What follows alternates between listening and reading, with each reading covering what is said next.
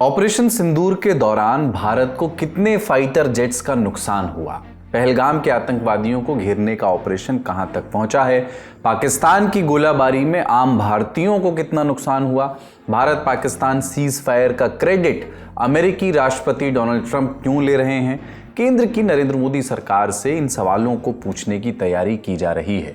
16 विपक्षी दलों ने चिट्ठी लिख करके संसद का विशेष सत्र बुलाने की मांग की है। सरकार का रुख भी सामने आ गया है कि सत्र नहीं बुलाएंगे। तो आज के शो में हम यही चर्चा करेंगे, छोटी सी हिस्ट्री क्लास भी देंगे, जानेंगे कि क्या हुआ था जब अटल बिहारी वाजपेयी की मांग पर जवाहरलाल नेहरू ने संसद का एडवांस सत्र बुलाया था। उन मौकों की भी चर्चा करेंगे, उनका भी जिक्र करेंगे जब सत्र नहीं बुलाए गए थे।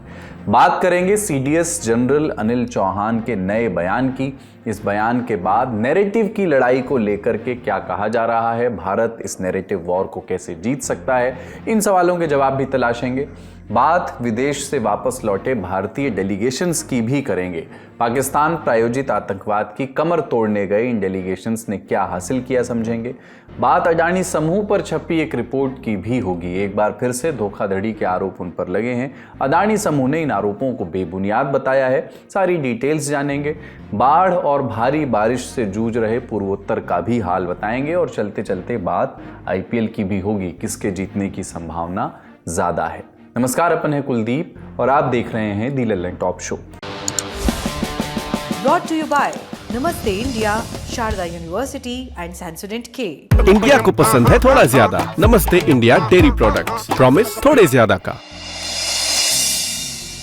Indian national development inclusive alliance यानी इंडिया ब्लॉक विपक्षी गठबंधन की 16 पार्टियों ने आज दिल्ली के कॉन्स्टिट्यूशन क्लब में बैठक की और प्रधानमंत्री नरेंद्र मोदी को एक पत्र लिखा। मांग संसद का विशेष सत्र बुलाना चाहिए। मांग ये कि पहलगाम आतंकी हमले, ऑपरेशन सिंदूर और भारत पाकिस्तान सीज फायर में अमेरिका की कथित भूमिका पर चर्चा होनी चाहिए ताकि देश के सामने सारी बातें साफ हों। इन 16 पार्टियों में कौन सी पार्टियां शामिल हैं? कांग्रेस है, समाजवादी पार्टी है, तृणमूल कांग्रेस है, शिवसेना है, उद्धव ठाकरे गुट वाली, राष्ट्रीय जनता दल। बाकी के नाम आप स्क्रीन पर इस समय देख सकते हैं।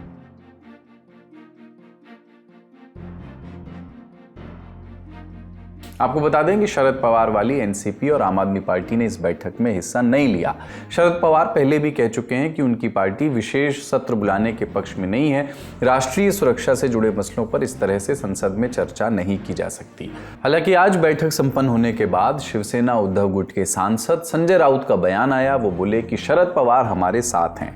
और इधर मीटिंग संपन्न होने के बाद इंडिया गठबंधन की तरफ से तमाम प्रतिनिधि मीडिया से मुखातिब हुए और ये बातें रखी। प्रधानमंत्री जी से ये गुजारिश की गई है कि प्रधानमंत्री जी, इतिहास में ऐसे क्षण आते हैं जब आपके व्यक्ति को कोई चीज आहत करे ना करे, देश को आहत करता है। और जब देश आहत होता है तो संसद ही है, क्योंकि दलों के दायरे से ऊपर है।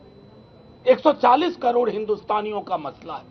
मैं समझता हूं विपक्ष और पक्ष का मामला नहीं है, मामला है अकाउंटेबिलिटी। 16 राजनीतिक दलों ने एक अपने सभी लीडर्स के माध्यम से एक चिट्ठी प्रधानमंत्री जी के नाम लिखी है। संयुक्त रूप से एक मांग उठाई है कि एक स्पेशल सेशन संसद का तुरंत बुलाया जाए। जब सीज फायर की घोषणा की गई अमेरिका द्वारा और उसके बाद के घटनाक्रम के बाद स्पेशल सेशन की हमने मांग उठाई। इधर टीएमसी के राज्यसभा सांसद डेरेक ओब्रायन ने आम आदमी पार्टी पर भी एक जरूरी अपडेट शेयर किया। Our understanding is that by tomorrow 6 p.m. Aam Aadmi Party on the same issue, the same sentiment and the similar content would have written to the Prime Minister of India seeking a special session. इस बैठक के ठीक पहले 2 जून को रात में अंग्रेजी अखबार द हिंदू में शोभना के नायर की एक रिपोर्ट छपी थी जिसमें विपक्षी पार्टियों के सूत्रों के जरिए कुछ जानकारियां दी गई। मसलन इस विशेष सत्र को बुला करके विपक्ष करना क्या चाहता है, ये बातें निकल करके सामने आई। विपक्ष फुल एंड फ्रैंक डिबेट चाहता है। विपक्ष का कहना है कि पहले भी इस तरह की परिस्थितियों में संसद के विशेष सत्र बुलाए गए हैं। राष्ट्रीय सुरक्षा, आतंकवादी हमले, पुंछ से लेकर के रजौरी तक आम नागरिकों की मौतों को लेकर के कुछ गंभीर प्रश्न हैं जिनके जवाब सरकार को देने चाहिए। डोनाल्ड ट्रंप ने सीज फायर का बार बार क्रेडिट लिया है। सरकार के संसद में अपनी स्थिति स्पष्ट करनी चाहिए सरकार को। विपक्ष की इस मांग पर सरकार का रुख क्या है, ये भी जान लीजिए। अभी तक कोई आधिकारिक जवाब तो नहीं आया है, लेकिन रिपोर्ट्स छप रही हैं।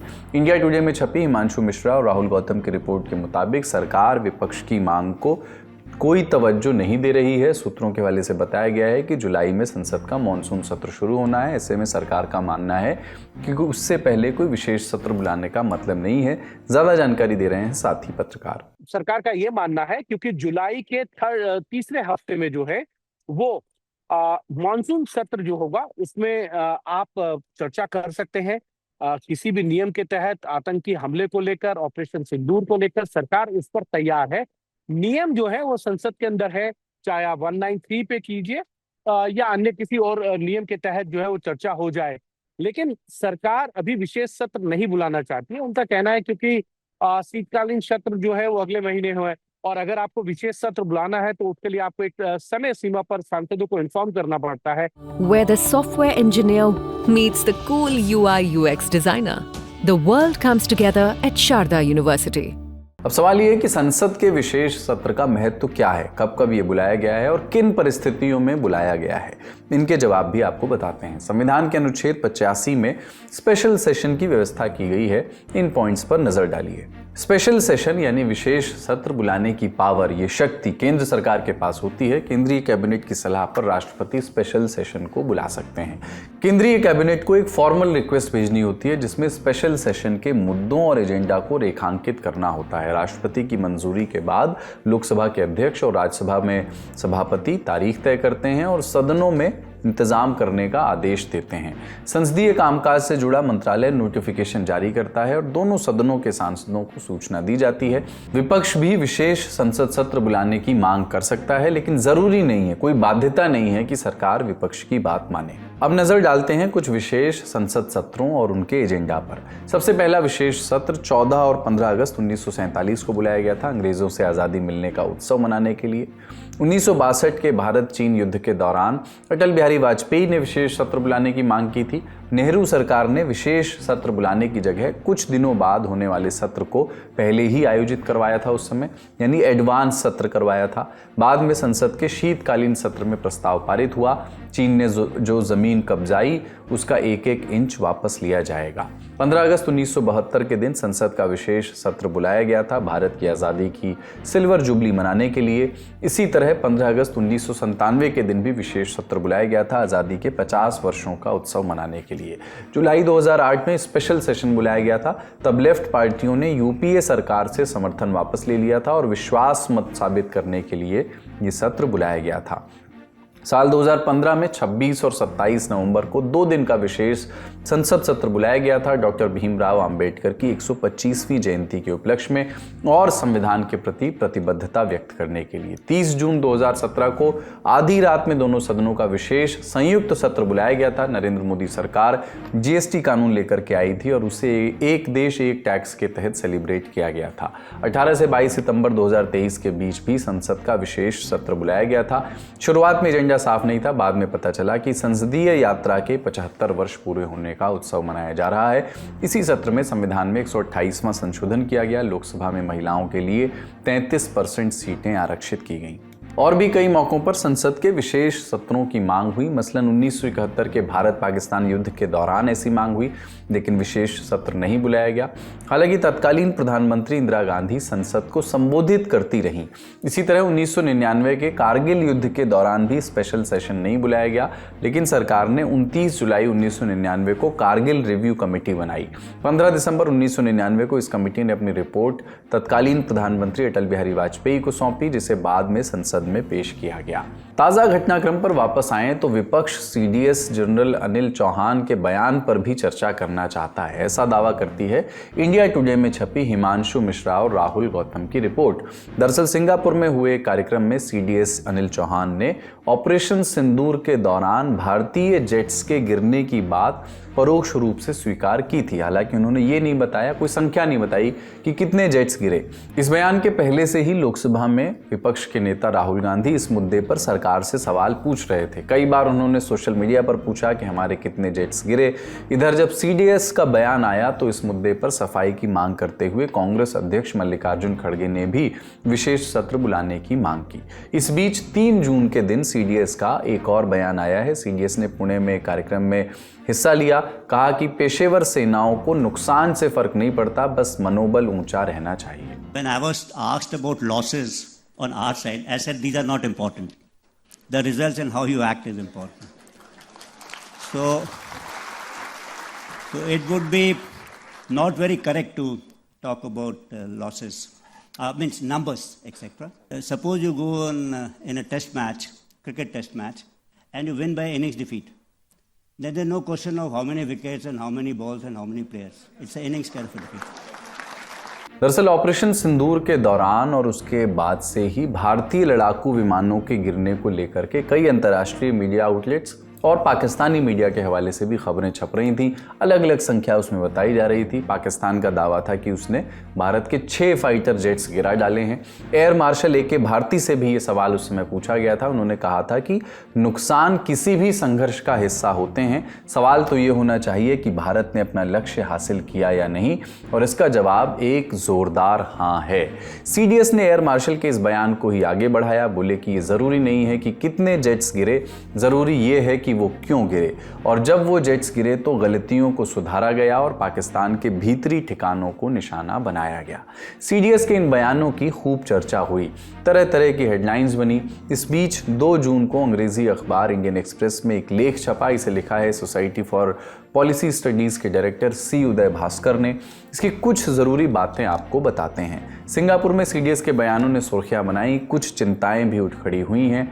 आज की दुनिया में यह स्थापित बात है कि सिर्फ असली युद्ध जीतना ही ज़रूरी नहीं है, नैरेटिव वॉर भी जीतना पड़ता है।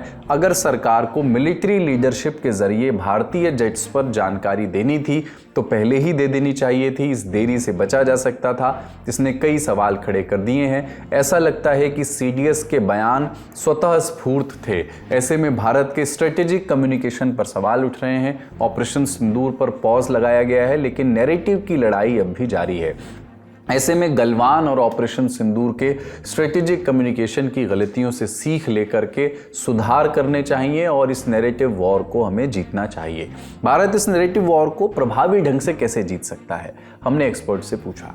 मुझे लगता है किसी तरह से हमने हमारी जो नैरेटिव वॉरफेयर वाली जो बात है, हमने स्ट्रांगली उसको पेश नहीं कर पाए वर्ल्ड स्टेज पे, और जो वैक्यूम क्रिएट हुआ उसको हमारे एनिमीज़ को बहुत ज़्यादा फ़ायदा हुआ है। नैरेटिव वॉरफेयर की जो बात करते हैं वो हमें इक्वली इम्पोर्टेंस देना चाहिए था। और मैं समझता हूँ अगर हम एक ऐसे ऑर्गेनाइजेशन क्रिएट कर पाएँ जिससे हम देश की जो सारे बुद्धिजीवी हैं या सेना के जो नैरेटिव वॉरफेयर के स्पेशलिस्ट हैं, इंफॉर्मेशन वॉरफेयर के जो स्पेशलिस्ट हैं, वो एक तरह से आके भारत की जो नैरेटिव है उसको एक स्ट्रॉन्ग तरीके से दुनिया के सामने रख सकते हैं। और ये मैं एम्फसाइज करना चाहता हूँ कि ये प्रोपेगेंडा नहीं है, जो सच है वो सच को हमें पेश करना है दुनिया के सामने।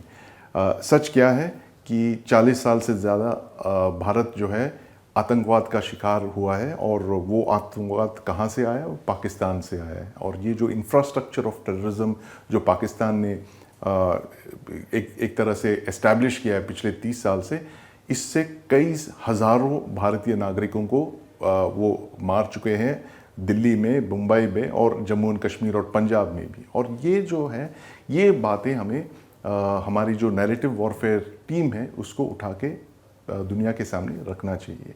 और ये जो ट्रूथ टाइप की जो एक्चुअल फैक्चुअल अकाउंट्स हैं वो इस ऑर्गेनाइजेशन को उठा के एक स्ट्रॉन्ग तरीके से दुनिया के सामने रखना चाहिए। और मैं मानता हूँ जिस तरह से हम डिफेंस थिएटर कमांड्स क्रिएट करने की बात कर रहे हैं, डिफेंस मॉडर्नाइजेशन की बात कर रहे हैं, नए थिएटर कमांड्स बने जाएंगे इस साल या अगले साल तक, उसी तरह से हमें इस एक स्ट्रेटेजिक कम्युनिकेशंस या एक नैरेटिव वॉरफेयर टाइप की जो कमांड है उसे भी एस्टैब्लिश करना है, जिससे भारत की जो आवाज़ है वो एक क्रेडिबल तरीके से दुनिया के सामने रखा जा सकता है। बात नैरेटिव की हो रही है तो विदेश दौरा करके लौटे प्रतिनिधि मंडल की भी बात कर लेते हैं। ऑपरेशन सिंदूर की सफलता और पाकिस्तान प्रायोजित आतंकवाद के बारे में पूरी दुनिया को बताने के लिए विभिन्न दलों के सांसद और मंत्री पिछले एक पखवाड़े से देश दुनिया में भ्रमण कर रहे थे।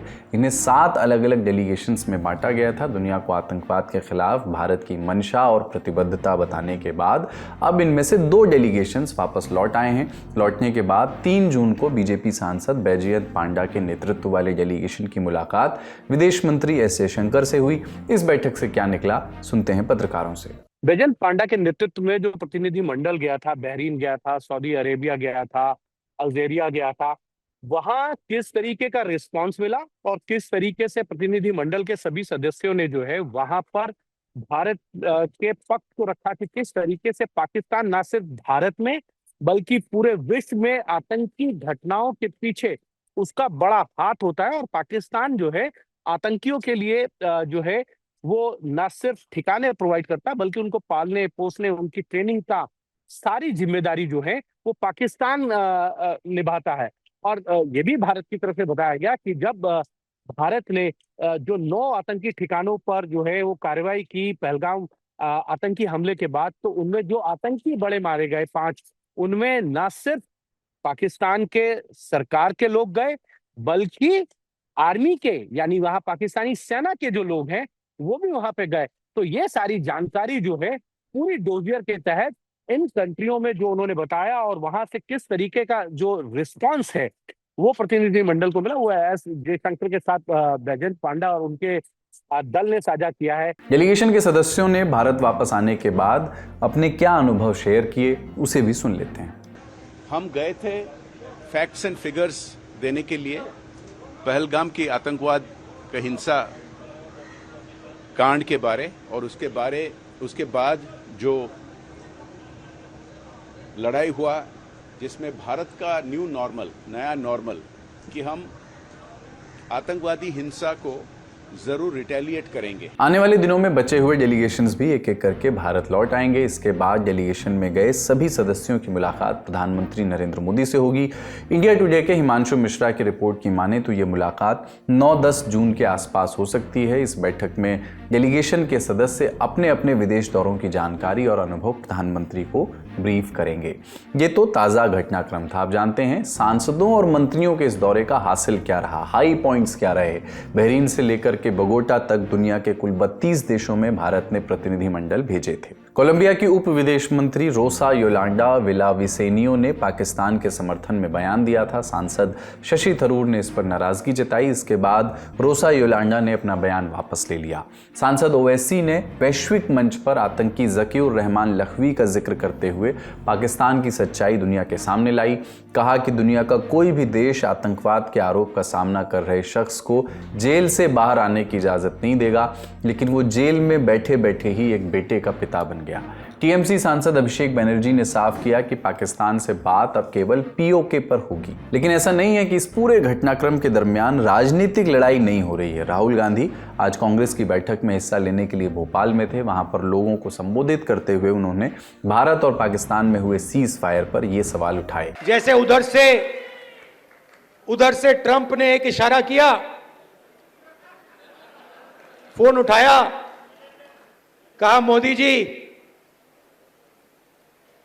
क्या कर रहे हो?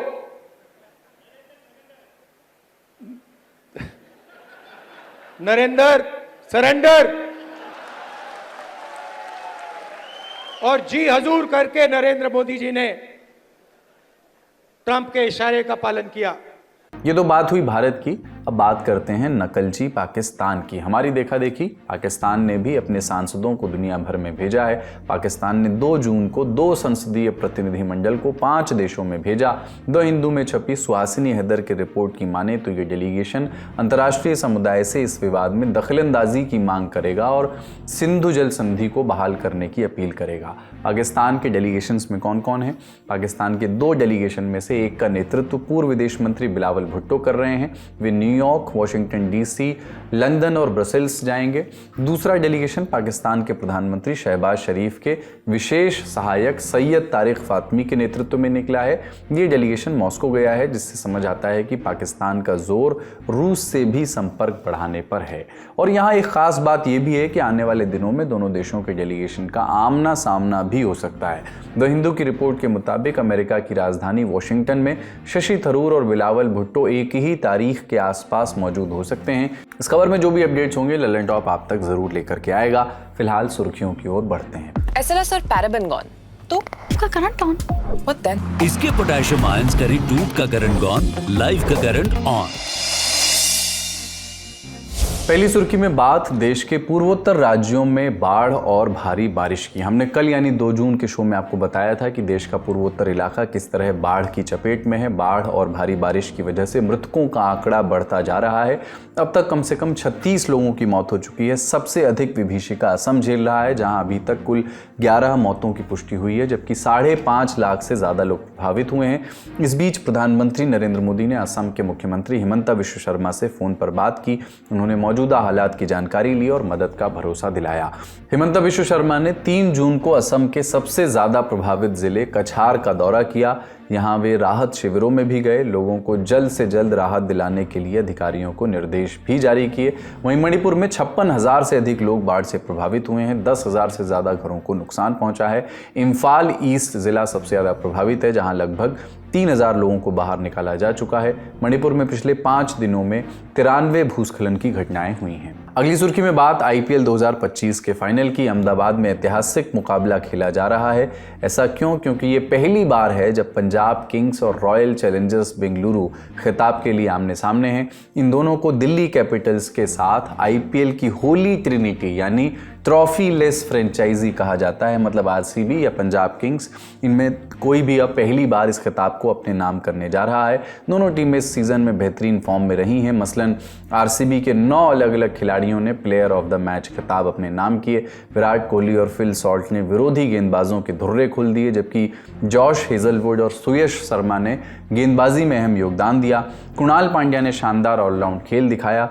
पंजाब की बात करें तो टीम ने 2014 के बाद पहली बार प्लेऑफ में जगह बनाई है। लीग मुकाबलों के बाद टेबल टॉपर रही ये टीम। श्रेयस अय्यर, प्रियांश आर्या और प्रभसिमरन सिंह ने बैटिंग में कमाल किया, जबकि अर्शदीप सिंह और मार्को यानसन ने अपनी गेंदबाजी की बदौलत विरोधी बल्लेबाजों को बांधे रखा, नियमित अंतराल पर विकेट चटकाए। इसके अलावा कोच रिकी पॉन्टिंग की भी काफ़ी प्रशंसा हो रही है। ऐसे में ये मुकाबला इस सीज़न की 2 बेस्ट टीमों के बीच है। जीतने वाले को मिलेगा 20 करोड़ रुपए का इनाम। रनर अप के खाते में जाएंगे 13 करोड़ रुपए। तीसरे स्थान पर मौजूद गुजरात टाइटंस को मिलेंगे 7 करोड़ और चौथे नंबर पर मुंबई है, उसको मिलेंगे 6.5 करोड़। इस खबर के लिखे जाने तक गुजरात का नरेंद्र मोदी स्टेडियम बारिश में भीग रहा है। इन सबसे इतर इस बार का IPL कुछ और वजहों से भी चर्चा में रहा। भारत पाकिस्तान के बीच तनाव के चलते 8 मई को IPL को सस्पेंड कर दिया गया था। 17 मई को ये फिर से शुरू किया गया। बचे हुए लीग मैच बेंगलुरु, जयपुर, दिल्ली, लखनऊ, मुंबई और अहमदाबाद में ही खेले गए। हालांकि ऐसा पहली बार नहीं हुआ जब IPL को इस तरह बीच में रोकना पड़ा हो। कोविड-19 की दूसरी लहर के कारण IPL 2021 को मई में निलंबित कर दिया गया था। टूर्नामेंट सितंबर-अक्टूबर में UAE में पूरा किया गया, हालांकि कई खिलाड़ी उसमें उपलब्ध नहीं थे। इस बार भी कुछ ऐसा ही हुआ। मसलन विल जेक्स, रॉयन रिकल्टन और कॉर्बिन बॉश के ना लौटने से मुंबई इंडियंस थोड़ी सी कमजोर दिखाई दी। LSG और दिल्ली कैपिटल्स पर भी इसका असर पड़ा। अगली सुर्खी भारतीय उद्योगपति गौतम अदानी से जुड़ी हुई है। एक बार फिर अमेरिका में छपी रिपोर्ट ने अदानी समूह को चर्चा में ला दिया है। अमेरिकी मीडिया संस्थान द वॉल स्ट्रीट जर्नल ने खबर छापी है कि अमेरिका का न्याय विभाग इस बात की जांच कर रहा है कि क्या अमेरिका के प्रतिबंधों के बावजूद अदानी इंटरप्राइजेस ने ईरान से LPG उत्पादों की खरीद की और उनकी गुजरात में मौजूद अपने मुंद्रा पोर्ट से लैंडिंग करवाई आई। उधर अदानी एंटरप्राइजेस ने इन आरोपों को सिरे से नकार दिया है। अदानी एंटरप्राइजेस का कहना है कि उन्हें इस बात की कोई जानकारी नहीं है कि अमेरिकी न्याय विभाग की ओर से कोई ऐसी जांच की भी जा रही है। आरोप काल्पनिक और आधारहीन है। समूह का कहना है कि सभी नियमों का पालन किया जा रहा है और किसी भी प्रकार के प्रतिबंधों का उल्लंघन नहीं किया गया। दिन की बाकी सुर्खियों के लिए चलते हैं न्यूज रूम। कलकत्ता हाईकोर्ट ने social media influencer Sharmishtha Panoli को अंतरिम जमानत देने से मना कर दिया। अदालत ने कहा कि फ्रीडम ऑफ स्पीच एब्सोल्यूट नहीं है और ये किसी को धार्मिक भावनाएं आहत करने का अधिकार नहीं देती। कोर्ट ने देश की डाइवर्सिटी का उल्लेख किया और कहा कि शर्मिष्ठा के बयान से एक समूह की भावनाएं आहत हुई हैं। कोर्ट ने कहा कि सोशल मीडिया पर वीडियो बनाया गया, लोगों ने शर्मिष्ठा की बातें सुनी, एक समूह की भावनाएं आहत हुई। देखिए, हमारे संविधान में फ्रीडम ऑफ स्पीच का प्रावधान है, लेकिन इसका मतलब ये नहीं है कि आप लोगों की भावनाएं आहत करेंगे। हम आपको बता ही चुके हैं कि शर्मिष्ठा एक लॉ स्टूडेंट हैं। सोशल मीडिया पर उनके करीब 2 लाख के करीब फॉलोअर हैं। उन्होंने एक वीडियो बनाया था जिसमें प्रॉफिट मोहम्मद को लेकर कई सारी आपत्तिजनक बातें उन्होंने कही थीं और उसके बाद उन्हें 30 मई के दिन गिरफ्तार किया गया था और 14 दिन की न्यायिक हिरासत में उनको भेजा गया था। अंतरिम जमानत के लिए शर्मिष्ठा ने कलकत्ता हाईकोर्ट का रुख किया। शर्मिष्ठा के वकील ने कहा कि उनकी गिरफ्तारी अवैध है, खासकर इस संबंध में कि इस मामले में दर्ज FIR नॉन कॉग्निजेबल है और गिरफ्तारी से पहले उनको कोई नोटिस नहीं दिया गया था। पुलिस ने कहा कि नोटिस जारी किया गया था लेकिन शर्मिष्ठा तक नहीं पहुंच पाए क्योंकि वो अपने परिवार के साथ गुरुग्राम चली गई थी। आज का ललन टॉप शो यहीं तक। अपना और अपनों का ख्याल रखिए। देखते रहिए दी ललन टॉप। शुक्रिया। शुभ रात्रि।